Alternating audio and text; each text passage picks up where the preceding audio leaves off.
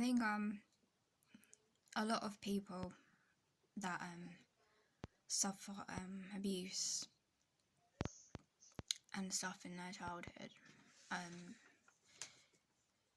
don't realise how that affects their future relationships and friendships around them, regardless if they have autism or if they're neurotypical or whatever. I think there needs to be like more awareness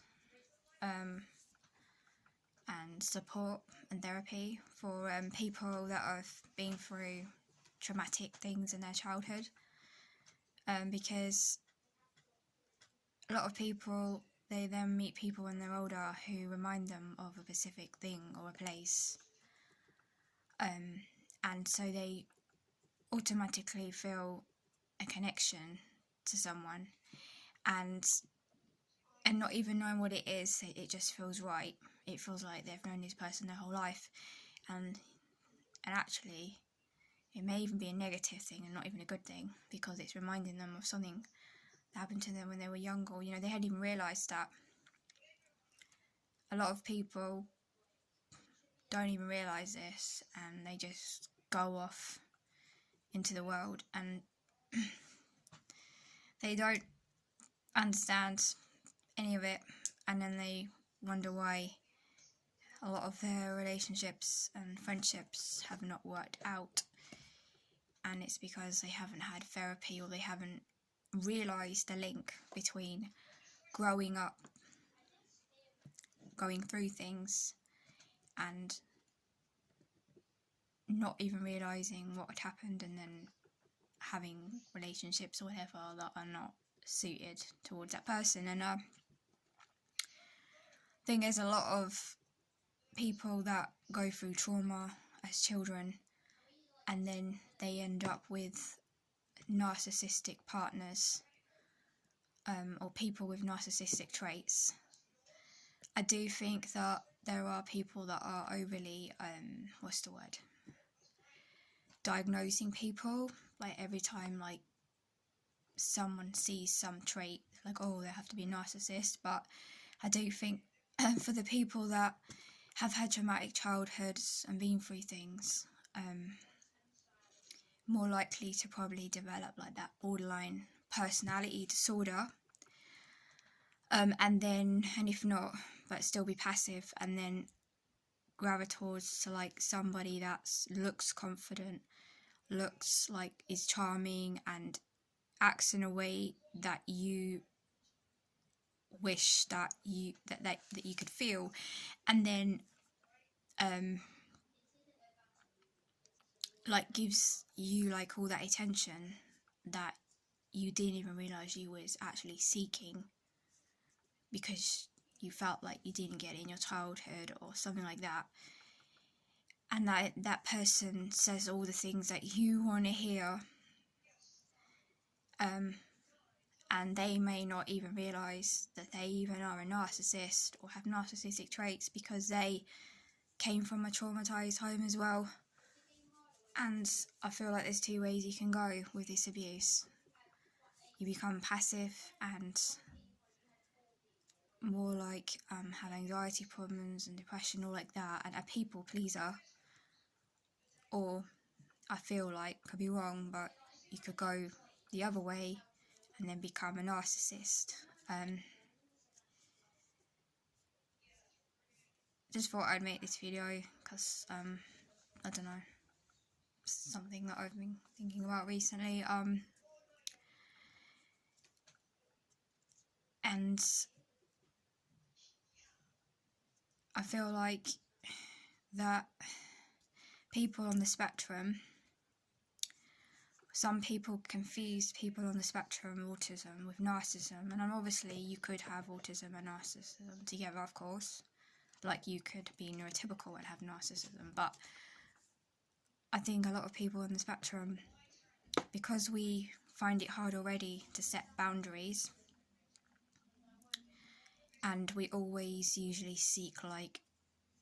a second opinion if we're doing things alright, because we've been put down a lot in our past, and I don't know, we just don't feel that confident sometimes, that we are more prone to like attracting these narcissistic people, and we want to be accepted and loved for who we are. We're looking for that unconditional love, because we know what it's like when it feels like everyone's trying to change us.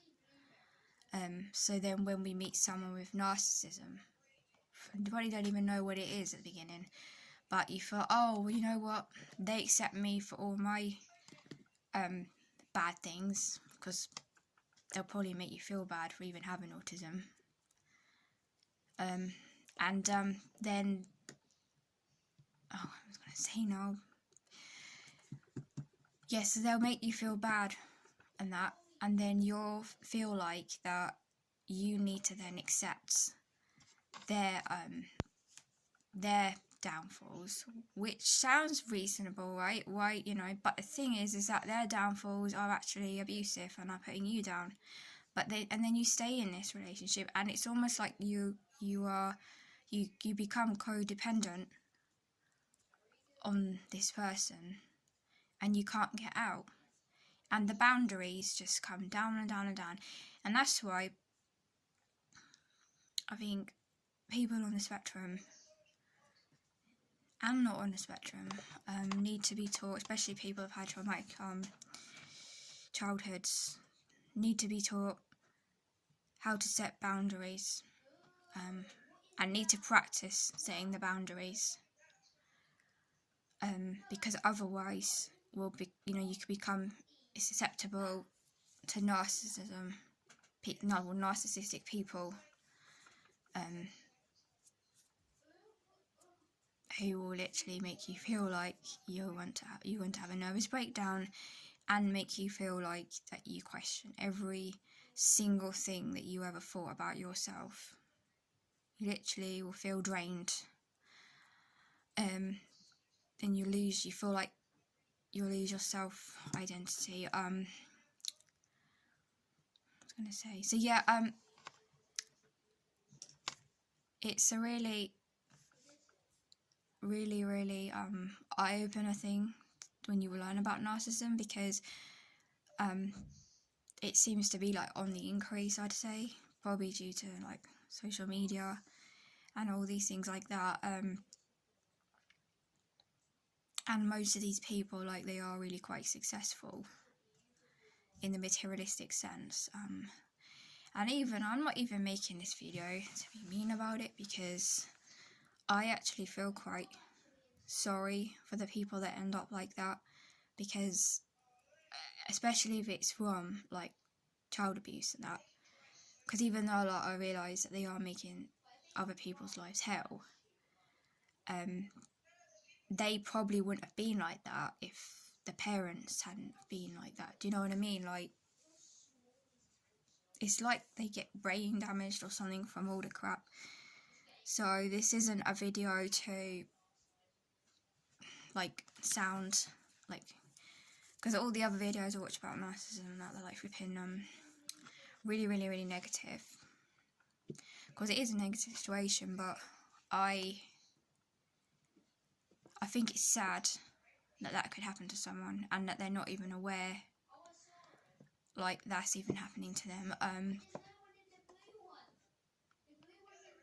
probably going to end this video now, and thanks for watching my video.